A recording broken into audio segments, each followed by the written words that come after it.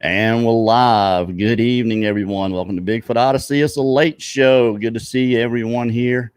I'm your host, Kerry. With me, as always, on the late show, field producer, Bigfoot Odyssey, Brad Hatcher. How you doing, buddy? I'm doing okay, besides making the mistake of getting the shingles vaccine today. I'm doing dandy. You need to get that after, like, Saturday morning. Oh, gosh, tell me about it. Big mistake. Big You mistake. say it makes you feel like hungover? Is that what you read? Yeah, that's kind of how I feel right now. And, it's kind of one of those things, with all how you power through it, I'm sure not going to miss it unless I really am hungover. So, well, I didn't get a chicken pox shot or a shingles shot. I had the chicken pox, which causes the shingles. Right. When I was 12, I might have been 13. I don't know. And I had them everywhere, in my mouth, bottom of my feet. And I think my eyeballs were the only thing that was safe. But I can imagine getting the shingles is painful. I've heard it's painful. So, yeah, I think I might eventually go get that shot. Yeah, do it when you go home and you don't have to do anything for 2 or 3 days. Because I was reminded of, Brad, if you get it, it's going to be 2 weeks of just utter unpleasantries. So, you kind of weigh that out. But then, once you get the shot and you start feeling squirrely, you're kind of like, uh-oh. Well, I'm probably going to have to finish 168 hours when I go home. Because I haven't been able to touch it in like 3 days. Just working 14-hour days and just being tired and haven't touched it. So I'll get to it and get it done. It's pretty close now. But hey, we'll digress for now and introduce our guest. Why don't we do that? Yes. Coming to us from the great state of Oklahoma. He's a veteran. So we thank you for your service for sure. Yes, we do, David. Welcome, David. David Jennings. Nice to meet you guys. Yeah, man. Welcome. And I know we talked on the phone a little bit and talked a little bit about your experiences, but I'm really big on not getting into too much detail when people call me, because if you're coming on the show. Now, if you want to call me and talk about your encounter and you're not planning on coming on the show, you just want to get it out, then we'll get into the details. But, because I always ask, I was like, all right, you know what we do, right? Would you want to come on the show and tell this? And they're like, well, like, it'd be good. It's a good thing. It needs to be out there. I'm trying to talk people into it. So I actually had gotten you to do that. So, and we appreciate you coming on here, but I usually don't get a ton of detail on the phone because in my experience, it's always better the first time. It's always better the first time. So, and I'm sure you probably told it before, but maybe not to the amount of detail we're probably going to be trying to drag out of you here. Right. Well, I've told Cassidy pretty much everything, and I've really never talked too much about the things that have happened. I've been out in the woods a lot, loved it, still do. But, I was watching you and you see awareness. When I was 15, if they would have said these things were really out there and I'd look up that hill and saw that thing, I probably wouldn't have freaked out as bad as I did at that age. My friend, he never went back to the woods. I still don't know if he ever went back to the woods. Heard it 1,000 times, man. Heard it 1,000 times. If I had known, if I had been aware. It's just, which is good because through life, these things kept, I go to the deep woods, so you're going to run into some things, and that's what kept happening to me. Yes, sir. Mm-hmm. Before we get into these, David, let me just make one real quick announcement just to remind everyone. We do try to keep it clean here, if we can help it at all. I do know of at least 4 kids that watch the show all the time. Dixie Dobbins, Bentley Bennett, Paisley, and Macy. I hope that's right. So sorry if it didn't. So, yeah, kids are watching, so we keep it clean, and they can read. So we appreciate you guys keeping it clean and not being, arguing, bickering back and forth. And no matter what you hear, we will not boot you out for having an alternate opinion. Nobody's going to boot you out. If you don't like me or Brad, you are most willing to voice your opinion. Someone else's view, me and Brad talk about this all the time. Someone else's perception of us is none of our business. So however you feel about us, we would just appreciate if you're not real ugly and nasty about it. That's all. So, and most people that don't really care for us are not going to be here anyway. So, unless they're just gluttons for punishment, I guess. I don't know. But yeah, the only time anybody, our moderators just maintain the integrity of the chat. You're welcome to your opinions. The only time we've booted anybody is just for stirring things up intentionally, being ugly to other people.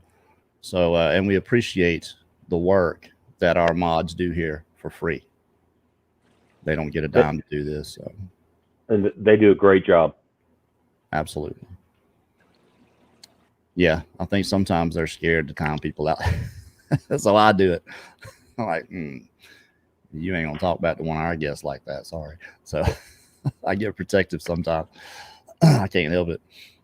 But yeah, if you ask a question, heard that somebody said, I got booted off Bigfoot Odyssey for asking a question. No, they didn't. We will not kick you out for asking a question. Believe me. No, I think it's rare. That's rare. It is a rare thing for someone to get blocked off Bigfoot Odyssey. Blocked for sure. Blocked completely. Yeah, you just got to really go wild.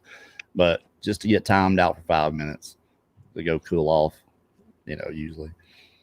But this is our late show format. We kind of loosen the reins here a little bit. Brad and I do, and try to have fun ourselves with this a little bit, but still try to be serious and take everything seriously. David Jennings, you had these experiences. It's been a while, hasn't it? The first one's been a while. I'm 55, and I was 15 when that first happened. 40 years. That kind of sparked the interest in cryptids and all that stuff. And I started diving into everything because I think last night, Scott Carpenter, you start down one rabbit hole and then you end up going down another one. Yeah. And so you start learning a bunch of stuff. Because we don't know anything. It's because we don't know anything. No one that I know of really knows anything. There's a ton of conjecture, a ton of theories, and they may be good ones, right. And, they may be absolutely right. The thing is, and we were talking to Scott Carpenter about this last night, is people with influence. And with people with influence make these absolute statements and make these broad claims and put particular behaviors and give advice. When you have influence, being wrong means being harmful. So that's why we're careful to make sure we say this is just what we think. I would never suggest someone do anything that I say. Yeah. For sure. This is my famous one is this is my opinion. Yeah. Anytime I'll go out on a ledge, it's my opinion. Yeah, and mine too, and it smells just as bad as anybody else's does, I promise you. But sorry to cut you off there, David. That's all right. I usually say that. I wonder is what I usually say. I wonder right. if. That's where I usually end up saying. We say that a lot as well. Yep. Why don't you talk about what happened to you first, and then maybe kind of the direction you've gone through the years with the subject. With the timeline? Yeah. The first one I was in a scouting program, and we were in the tent, and something came up to the tent at night. And my friend started screaming, and whatever it did ran off. And we were all on the assumption it was a bear. That's what you're always told. Hey, did you see that bear? Whatever. We were going to a class, I think it was a survival class. And we met these two guys. They were coming this way. We were going the other way. And when we turned to look at them, you looked up that hill, and there it was. Just plain as day, 20, 25 yards. And that was just incredible to me. It just blew me away. I mean, what am I seeing? Well, the other two guys turned because I'm sure I had a look on my face like, wow, or whatever, terror, whatever. And they took off running. And we just stood there, and this thing finally just turned turned kind of to the back of us and walked back into the woodline. And that was the last we saw of it. We decided that we weren't going to tell anybody ever about that. And we kept it pretty secret for years, you know. And I think one of the first people I've ever told about that was Cassidy. I never even told my boys or my first wife, ever. It was just one of those things you just keep to yourself. Absolutely. Right. You know, and I know I had a conversation with my grandma one time, if these things are real. And she had a feeling something happened. And that's when I heard the first words, Nephilim, fallen angels, things like that. And so she kind of steered me in that way. She was a beautiful spiritual woman, believed in God, you know, in ways that some people just couldn't believe. And so she got me studying more on the Bible and was a big influence on me, wanting to go into the ministry and all this stuff, church counseling and all that. So she kind of got me straight in the head because she knew there was something wrong, but I never, ever admitted to her what I saw. Right. And then the next year, I was a church counselor, and something, and I'm sure it was one of the things, was looking in the girls' bathroom. Well, the bathroom's 9 foot, the window, what it was looking in. And yeah, you know, like some, I can't say that, come up looking in a window of the girls' room. You know, we were, as guys, we were all in high school. We were like, what in the world's going on here? We took off, and you could see whatever it was. We know what it was, running through the woods. And these guys wanted to take off after it, and I already knew. No, that's stupid. First of all, it's running through the woods. It's dark. You know, we don't know really what's going on. The camp director said, I'll send my dog after it. He let the dog go, and the dog ran straight back to the house. Didn't have nothing to do with it. He laughed. He was talking about how bad this dog was, and it would tear it up. And he let it off, and he just took off to the house. He didn't leave the front porch for 2 days. Wow. Hear that a lot too. I thought that was so funny. We were just like, yeah, that's a real tough dog you got there, buddy. You know, Bigfoot makes cowards of us all.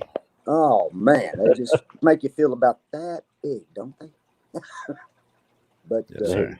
They tend to have that effect. yeah, and all through high school, I was telling you on the phone, Carrie, we had one out at Dad's house, and he never could figure out what in the world was, you know, bushes would be pulled out of the front yard, something hitting on the house, slamming on it. Ooh. And my brothers had already gone to college. It was just me, and my stepmom screams at me, David, get in here. And I run in there, and the cat's at the back window, and it's looking out, and it's doing that cat growl thing they do. I don't know if you ever heard one, but, and all of a sudden something hit the window. I mean, hard. The cat jumps, she screams. My dad's going, what in the world was that? Everything shimmered down. They called the cops. They came out and spotlighted. Well, the next day I got up and walked around there, and there was a log. I mean, we're talking log that had hit the window and cracked it.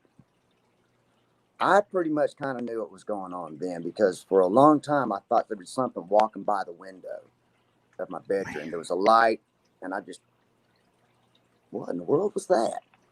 What do you think you would have done had you seen that, a face like that in the window? Oh, I'd have lost it. No doubt No in my doubt. mind. That would have freaked me smooth out. It's one thing to see one at a summer camp somewhere, standing on a hill, but standing right there at your window, Yeah, man. I couldn't. Wow, that would have done me in for a long time. You know, that's long time. to me, that's a precursor for a nightmare already. Yeah. Well, you're told these things don't exist. They're not real. Right. Well, duh. Yeah, they are. I mean, we had my poor boys. They always probably wondered why I only let them go certain places in the yard. I knew there was one out there. You know, I seen it, saw it. And so they had strict rules. You don't go any further than here. If I can't see you, you are wrong. I have to see you all the time. And they would get chewed out if they went behind the shop and I couldn't see them. I wanted to know where they were at all the time. I never went camping with them because I knew those things were out there. And I think my youngest probably now understands why. Because I've never told him about it. But he's watching tonight, and I think he understands now why I was always so strict about where they went. But it didn't stop me from teaching them how to track, shoot, and go to the woods. You know, I want them to enjoy that outdoor way of life, fishing, things Especially of that with nature. Dad. But when I went out with them, I watched them like a hawk. I was heavily armed. You know, nothing's going to get them when they were young. That's the bottom line. But I knew it was out there. You know, you could hear it at night. You know, so. But back to my dad's place, if you will. I remember when I got back from the Army, we were sitting on the back porch. He said, "I want you to hear this. It's going to start up in a minute." All right. You know, and we're sitting there drinking a beer, and all of a sudden, you just heard. That's the first time I heard one of them scream. He said, "Was that a mountain lion?" I said, "Man, I don't think so." And he said something to me that I'll never forget. He said, "I want you to find it, and I want you to kill it." And I'm thinking, blank, no. I am not going after anything like that. You are out of your mind. I am Your not. dad told you this? Yeah, he didn't believe in killing anything. He was in a wheelchair. And apparently, the way he talked while I was gone, that thing was terrorizing that house. Okay. Do you know what it was doing? So he wanted me to hunt it down and kill it. What was it doing? Do you know? Slapping the house, screaming. You couldn't keep dogs. We couldn't keep dogs out here. You know, they'll kill anything. That's why I never will trust them, ever. Yeah. You know, we'd have dogs, and they'd be good dogs. Next thing you know, they're gone. Nothing, no blood, no hair, no nothing. And I would go back and look for them. Couldn't find them. Man. You live in the country, city? Yeah, What? pretty much. In the country? Yeah, Yeah. This is a small little kind of rural. We got 5-6 houses out here. And Talk about this sometimes. If you feed a country dog, he's not going anywhere. Yeah. He's home. If you feed him, that's it. They're staying. The same thing happened. The property I used to hunt on with Garway used to talk about not being able to keep animals. And it never dawned on me until later. You know, I just thought it was strange. They live out in the country, didn't have dogs, cat, didn't have a chicken or anything. You know, and most people in South Mississippi have plenty. Oh, And he said they just couldn't keep them. They just couldn't keep them. They wasn't staying around. But anyway. We had a dog out here that they brought home. This dog turned into a monster. It was huge. You'd come home and there'd be dead dogs in the yard that it didn't like, or it'd kill a coyote. And that thing just up and completely disappeared. No sign, nothing made any sense about it. And I thought, dadgum, that thing got it. It got it.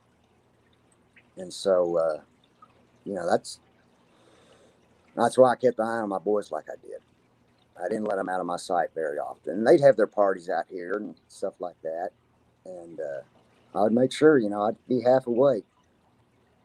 You know, just make sure they didn't get, you know, you get a bunch of boys together, it gets pretty crazy. So.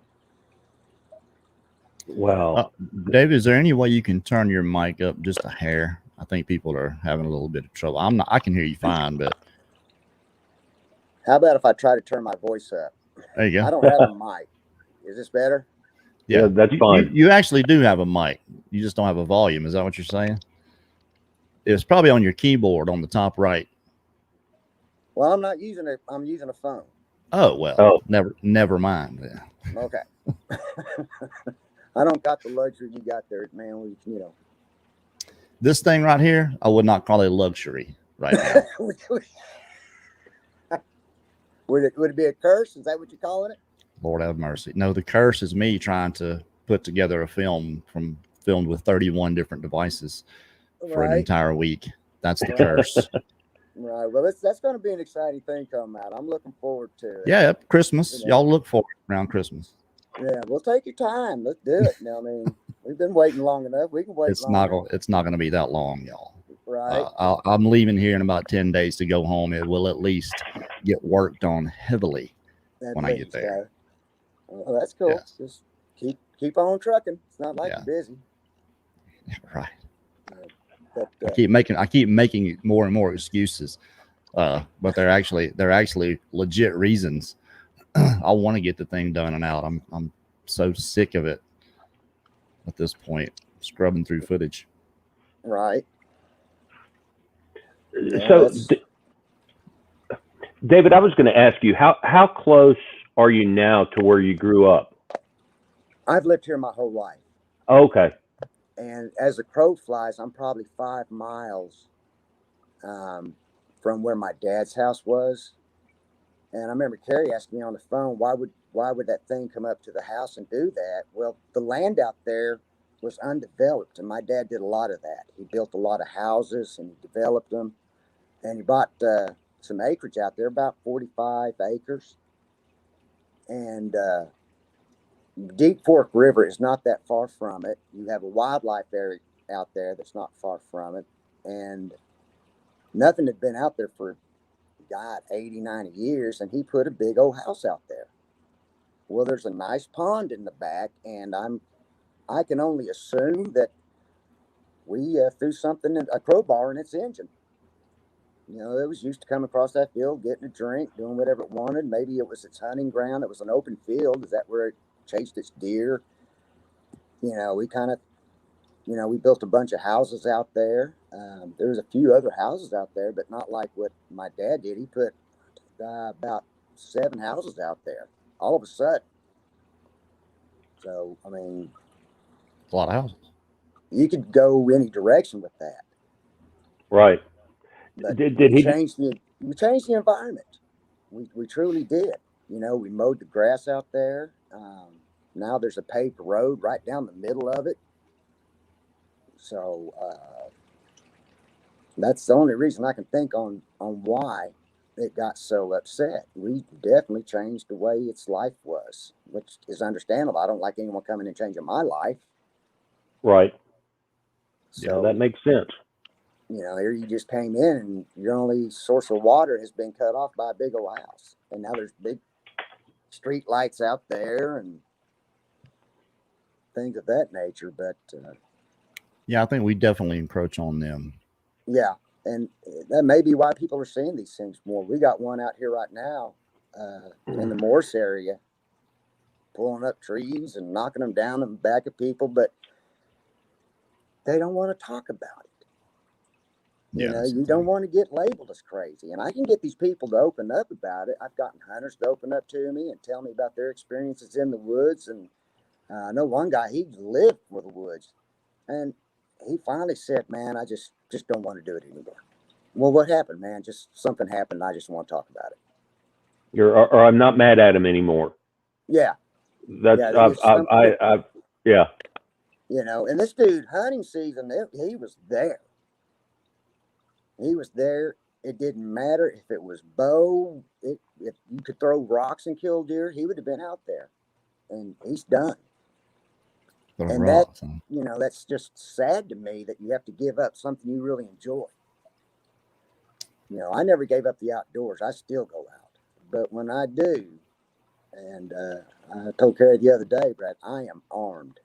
I am heavily armed. I don't go out in the woods anymore without a gun. Period. Or without two, kind of how I am. Yeah. Yeah. I don't know if you can mention what kind of gun on a show like this, but it will definitely stop a rhino. Definitely. I probably have one. Something to stop a rhino. I think I know what you're talking about. So because the first.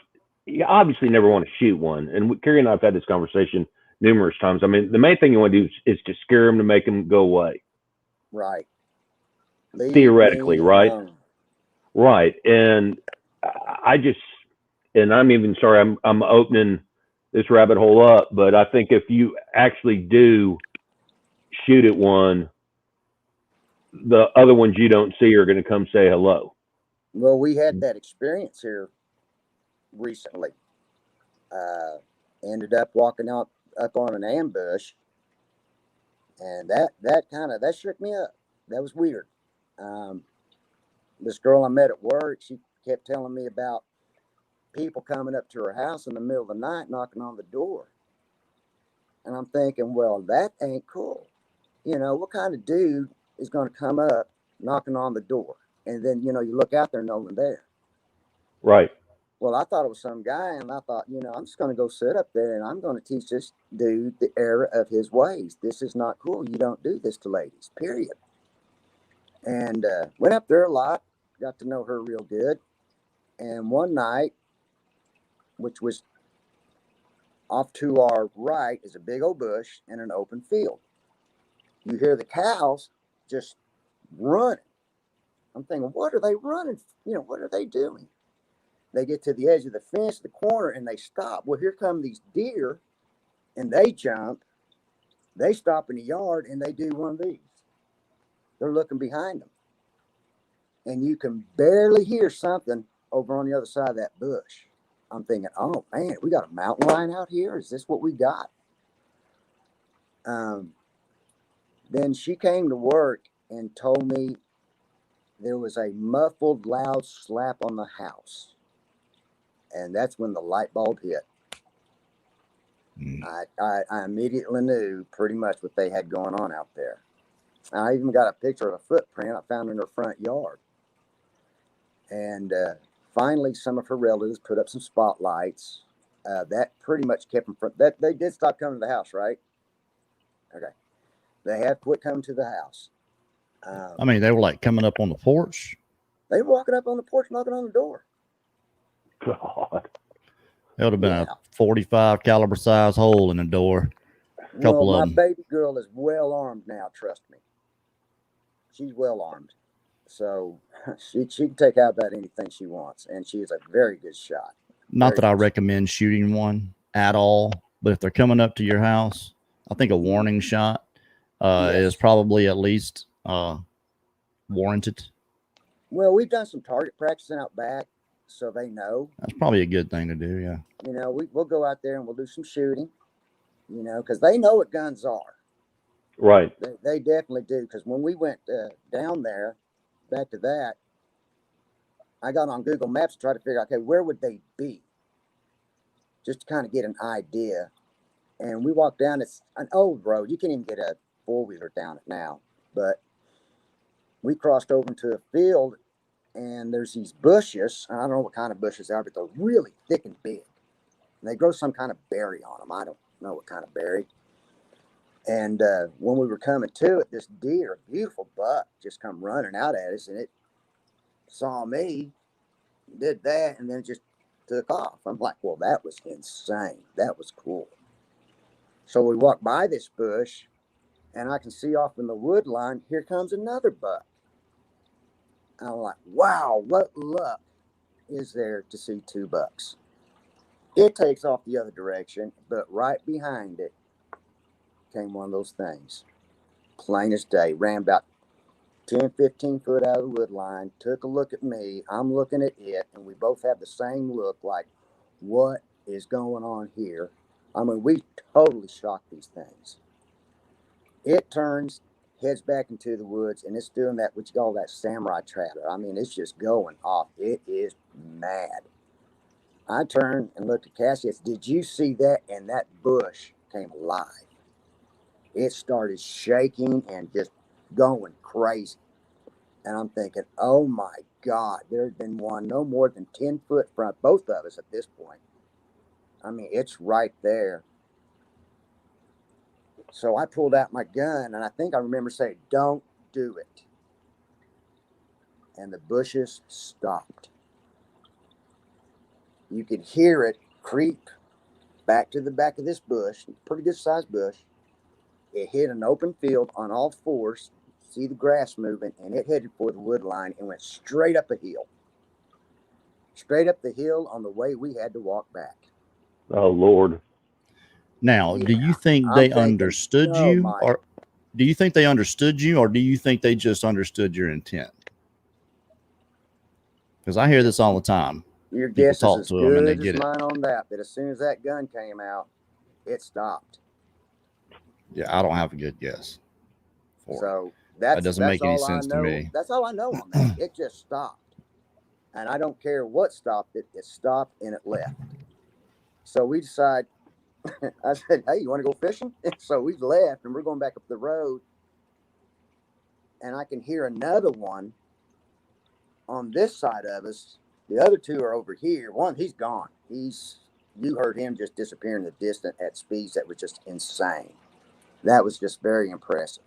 I don't care who you are. You've got to be impressed with some of this stuff. But I could hear that one over there, and immediately I just said, "Hey, I'm sorry. We interrupted your hunt. We're out of here. We're leaving."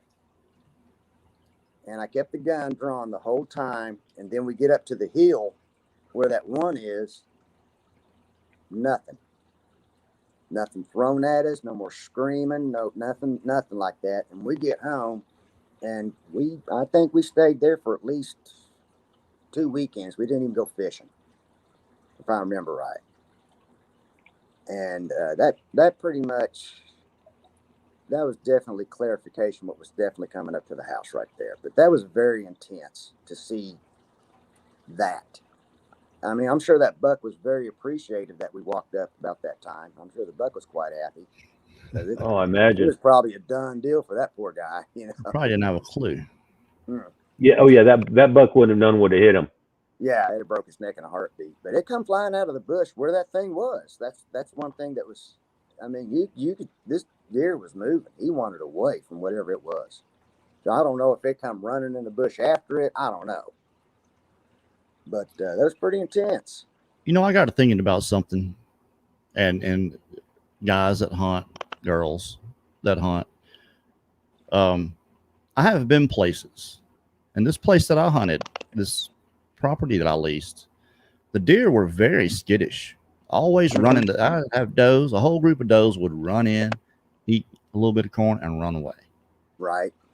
And I've hunted other places that were like that. You know, never. I mean, I've obviously had deer just come walking in and try to slip through. I just wonder if that's not a good indicator that they're under duress a lot, is if they're just jumpy. You know, that might be something to consider when you guys are out there deer hunting. If you see the deer are always hooked up and running, run in, eat a little bit, run away, that, you know, could be. I may be wrong, but, you know, I've only got the one example. Well, you can learn a lot. You can learn a lot by watching wildlife. You can learn a lot. You know, you can learn if there's a mountain lion around, like you said, if they're acting skittish. Or if it's, you know, the obvious if the woods are quiet. But I've seen coyotes pull an ambush on turkeys before. You know, where one coyote will push turkeys. But I mean, just the thought of a Sasquatch doing that, which makes all the sense in the world. But just to walk in the middle of that, I mean, you gave me goosebumps when you said that. Oh, it was crazy. It was really crazy.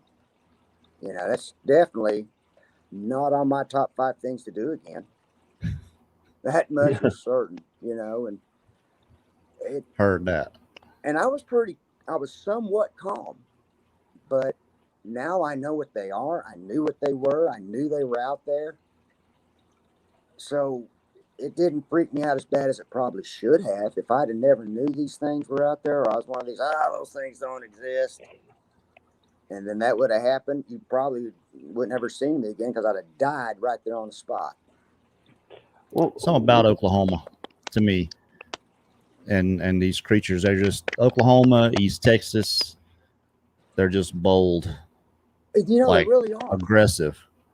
I don't know what's up with that. I don't know. It does seem regional though. Yeah, and you know, I study these things all over the states. When you were going up there and I was talking to you before, I was like, please be careful. Those things don't act right. I mean, they're not right anyway, but They're very aggressive in Florida. You know, that's just.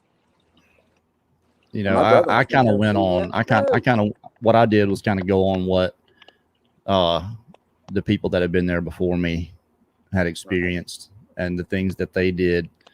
You know, Mark, he would go through there beating his chest and shaking limbs, and he would, in the beginning, he would stir them up, chase them until they hit him with a limb across the chest and a Right. big old blue bruise across his chest because they put him in his place.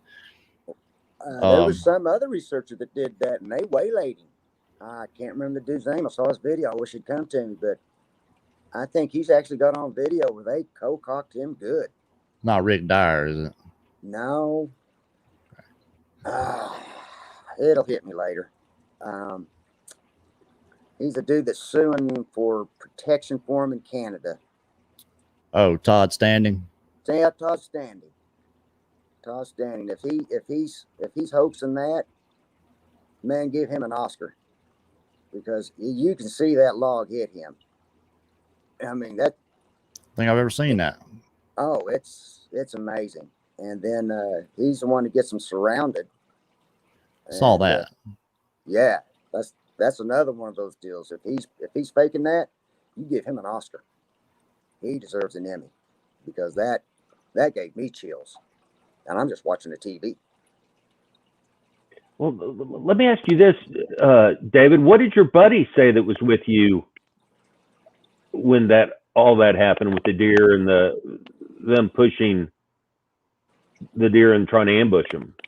She didn't say much. Not much. I'll bring it up, and she's looking at me right now, smiling. Oh, But, yeah, she does. We talk about it more, me than her, because this is a passion of mine of studying these things. But that's just one of those, you know, that bush. She thought it was a mountain lion, and she's pretty fearless. And she was fixing to walk up on it. She's going to walk up to the bush and take a look. And I'm. oh my. Yeah. I'm Yes. kind of fearless, but I'm not that fearless. I know what those things are. And I'm not going to walk up on something, no. Because they started whooping at us while we were fishing one day. And my hearing's bad from the Army, but I heard a whoop off to my left. And I said, "Hey, I've got a whoop over here." And she goes, "I've got two over here." And I said, "Then we're leaving." And we packed up and we're out, because wherever we were at, you got a pond, a bunch of weeds and stickers right behind you, and there's just one path out of there. And there's a lot of brush over to the side. And I thought, well, okay, right now they're here and they're here. I want to be over there. Right. And you don't want to have to walk through them. That's it. So we geared up, and as always, I put her in front of me so I can see what's going to happen, just to make sure if you're going to get somebody, get me. First of all, I mean, that's just what a man's supposed to do. Yep. And that is true. That way, if they come out at her, that 300 blackout, if I don't kill them, I'm sure going to make them wish they were dead. Yeah, well, you're the one with the 300 blackout. So yeah, so that was weird. And then this last weekend, we had something thrown at us. We didn't get to see what it was, but it was a pretty good splash. But we kept fishing this time. Just kind of. You say this time, so it's happened before. Not the splash, the whooping. Whooping, we left, because they were on both sides of us. I didn't like that. I've already seen them do an ambush kind of thing. I don't want to be that ambushed. I don't want to be the prey there. Whooping at you, or you think they were communicating? No, they were whooping at us because we were trying to shoot a beaver. Oh. And this beaver was causing a lot of damage, so we started shooting at turtles and, just country stuff. And this beaver, man, we couldn't get it, so we would just unload 30 rounds at it just for fun. And I don't know if we woke them up. They didn't like it. Who knows? But they did some whooping at us and let us know that that was kind of inappropriate at the time, and so we just left. I'm not going to argue with them.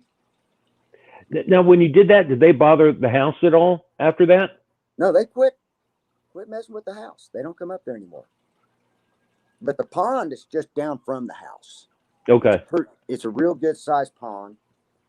We did go down there to try to figure out why they are coming up to the pond. So we went back to where they normally are, because we know kind of where they're at. And everything's dried up down there. So there's really no water for them. So that's the only thing I can figure why they're coming up there. So we're being real good about giving them their space. So when it does, hopefully they'll migrate themselves back down there, because if there's no water for them, then that means there's no water for the deer or any other animal. So they're going to follow dinner. Oh, without a doubt. We're going to give them some space. We used to hike around out there, and can't believe I didn't recognize this first, but piles of bones. Mm-hmm. You're like, why are there 4 cows laying here dead in the middle of a wooded area? Just bones? Just bones. All in one spot. And we'll find random bones. And maybe a coyote would have done that, but you'll find random bones in the backyard. Coyotes are not going to pile them up in one spot. No. What? I've ran into that at my dad's house. Piles of bones on a hill, and it's like, okay, this ain't right. I was going to tell you real quick. I have a 300 blackout, and you know how they say 300 blackouts, and I'm diverging a little bit. How you can theoretically put them into the same clips you use for an AR. Well, that they'll theoretically, right? And I'm doing the quote theoretically. The only clip that I found that you can actually do that with is the Surefire 60 round. There's a Surefire 100 round that you can put 300 blackouts in, and you can run them through as fast as you can. Oh yeah, we got a couple of those. Those are so cool. They are so cool, and I literally loaded. And last thing I'll say about it, those 60 round Magpul clips.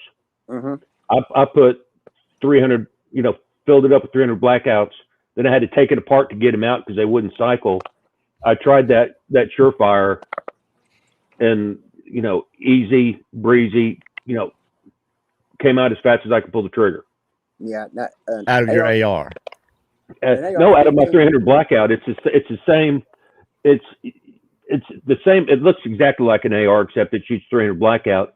But you can use that AR 15 Surefire magazine, and the bullet's the same size, and you can put it in there, and it will actually hold the round, and it will.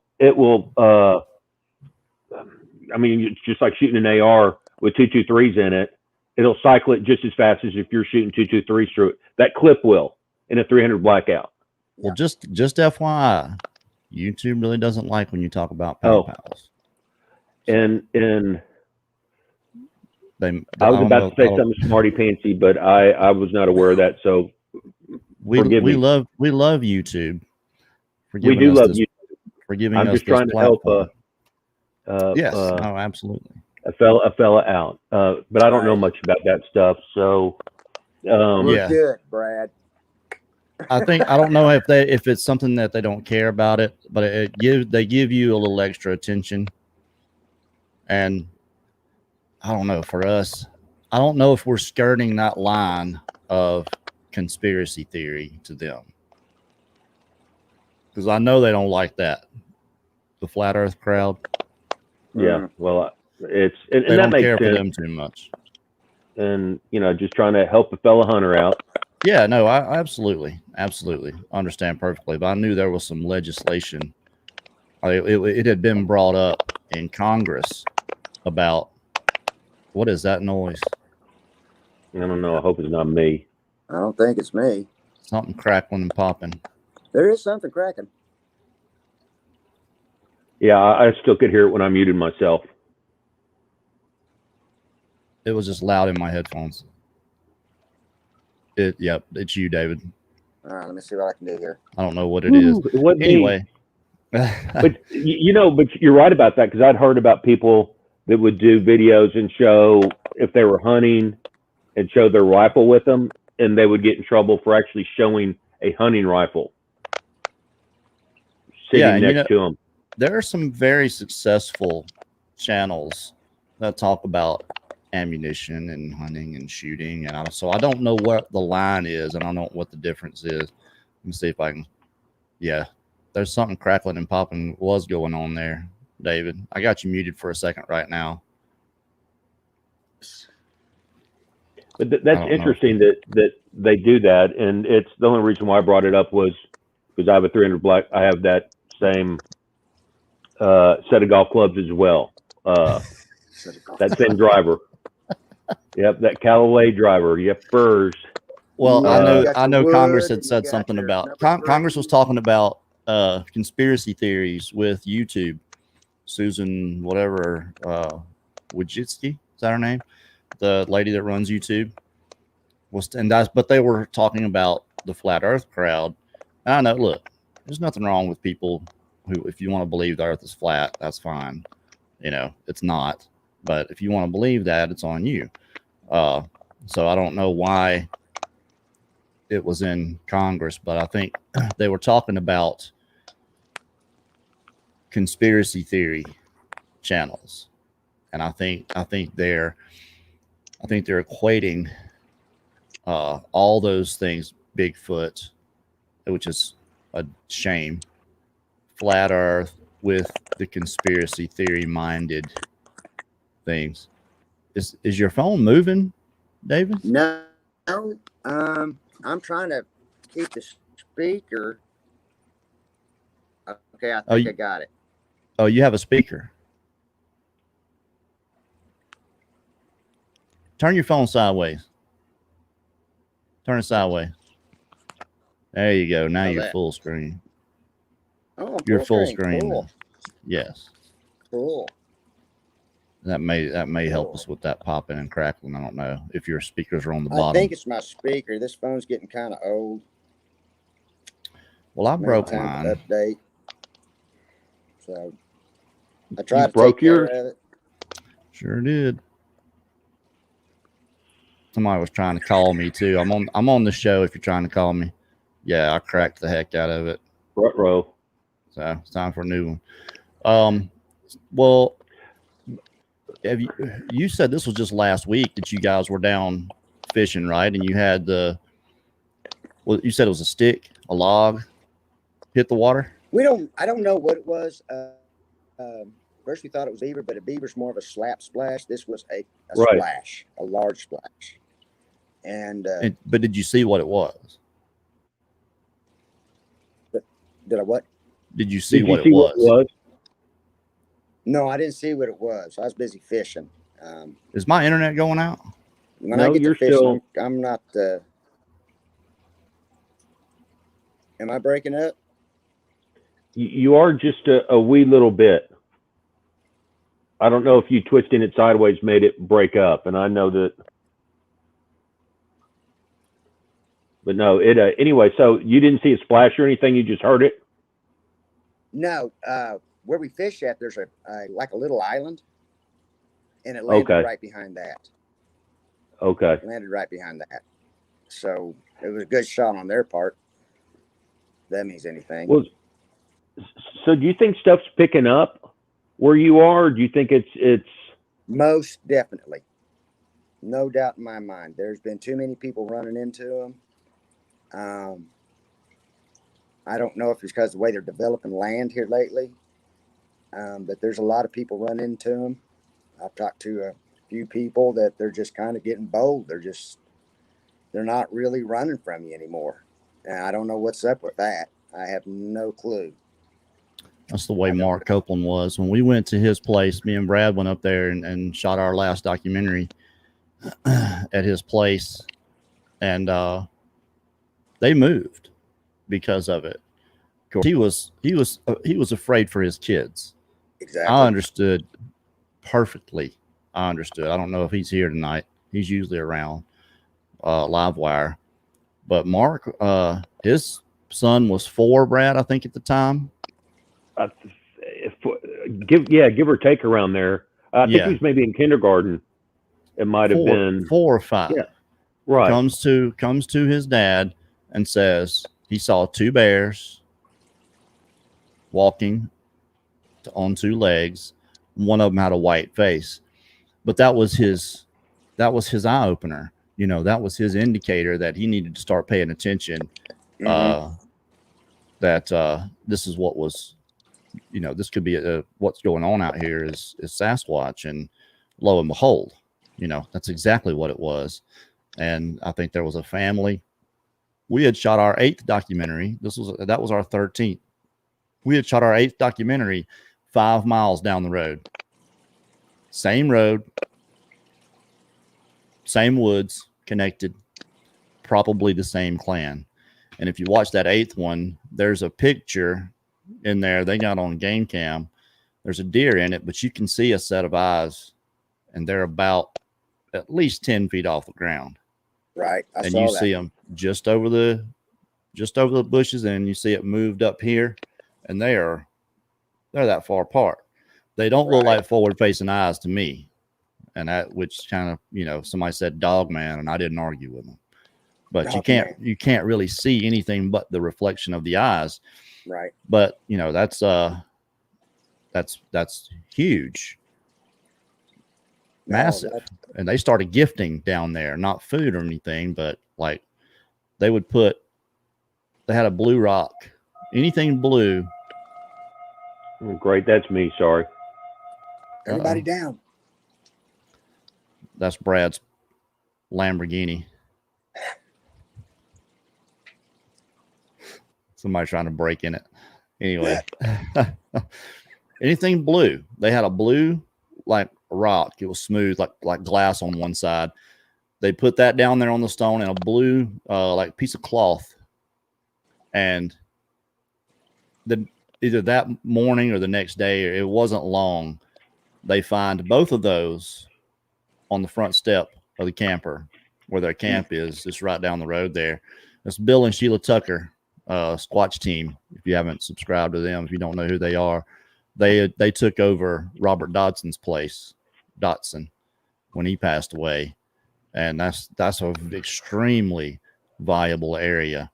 Now, Robert's place is about 30 miles from there, but their cabin is right down the road from where Mark Copeland lived.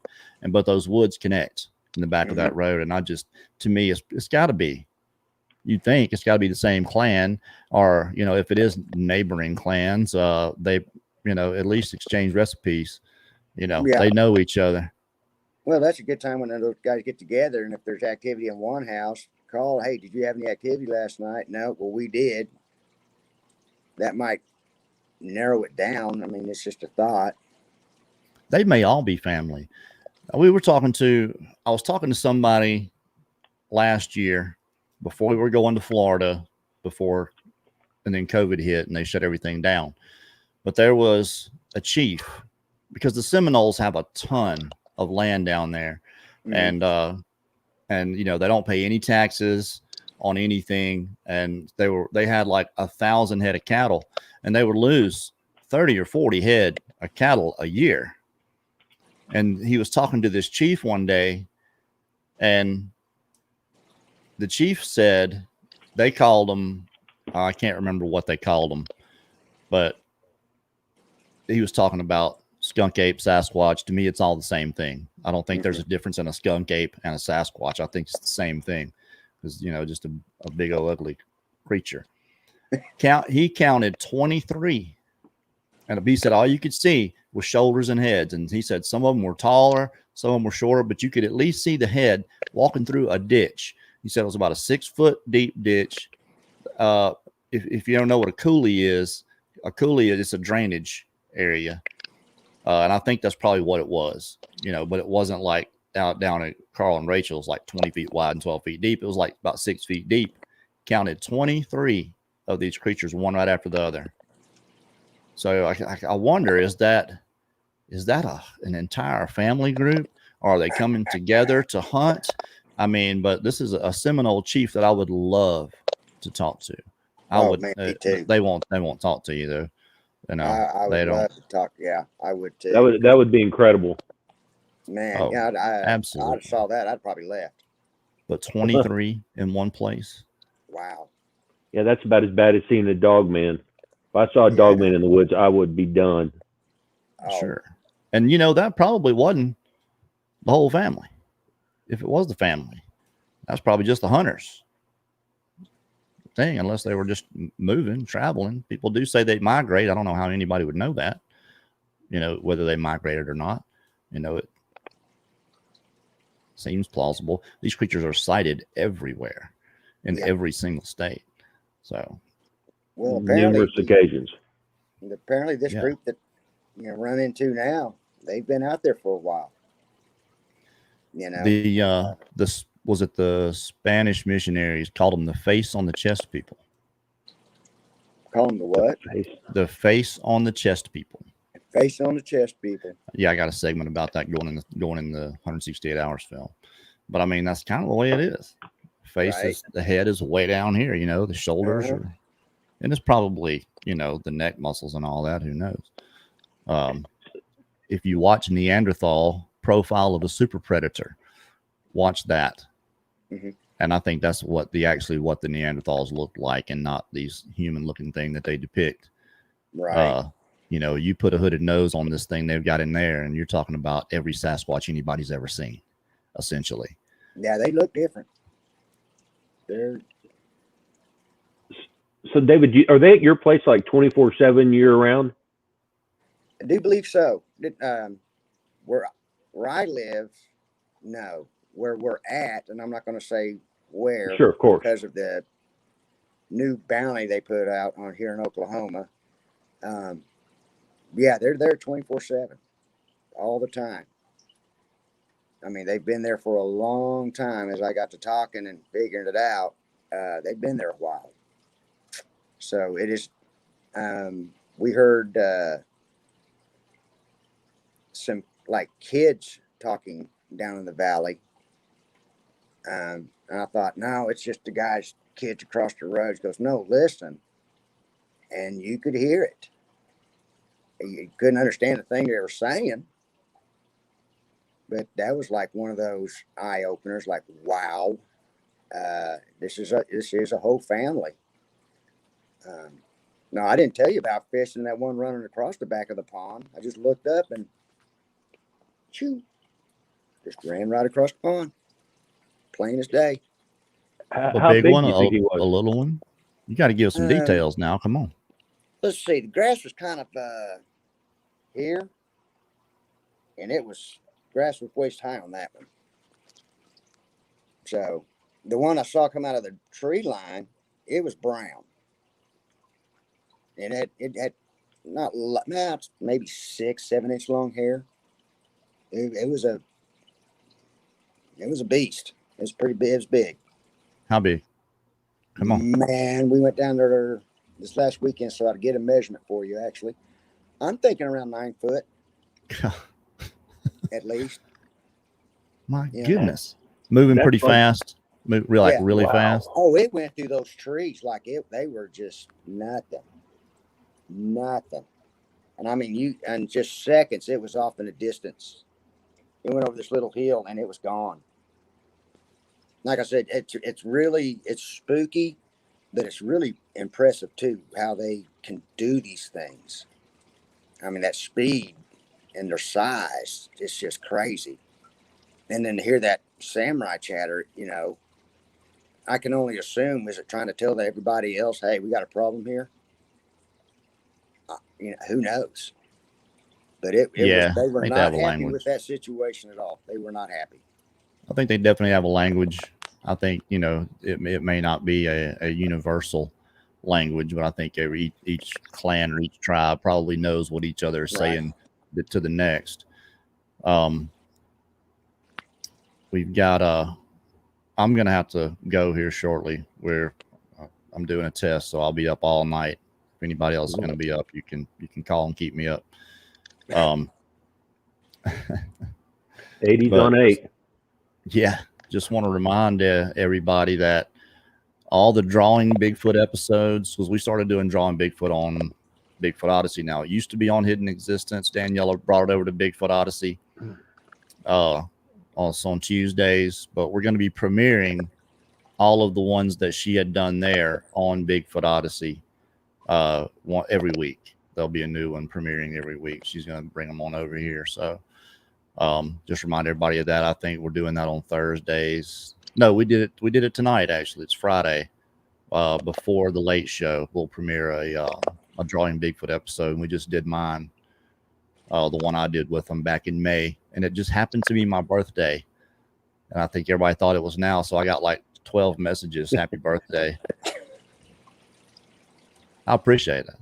I do, but that was my birthday is in May, so still that's young. how long. You're still a young pup. No, I'm not. Yes, and you I'm are. feeling it every day, that's for sure. But David, I'd love to get you back on, man, when we can get a little bit more time, for sure. Oh, sure, I'd love to get into these. I want to get into your encounters with a little bit more detail.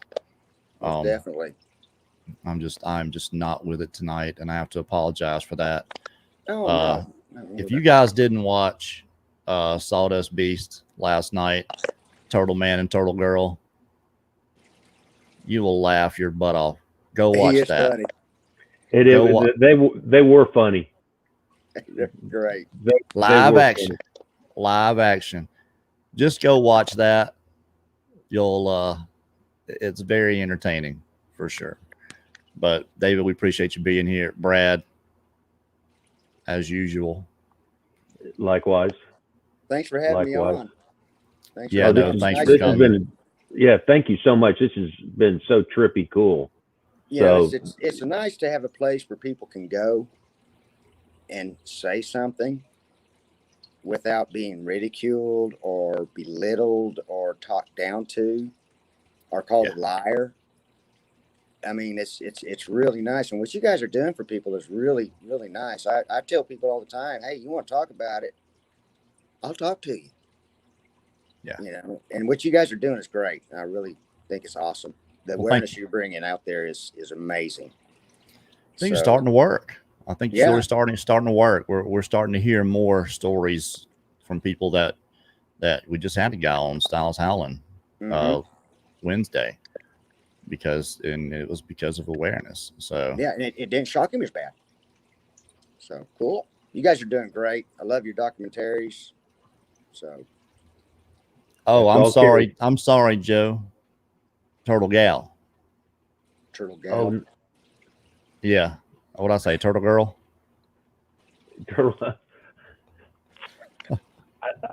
I thought Turtle Head, so don't even. Thanks, Joe. I appreciate it.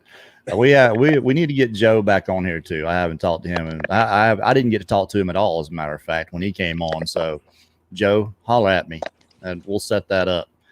But hey, appreciate you being here. Thanks, everybody. I think we'll be back Sunday Encounters.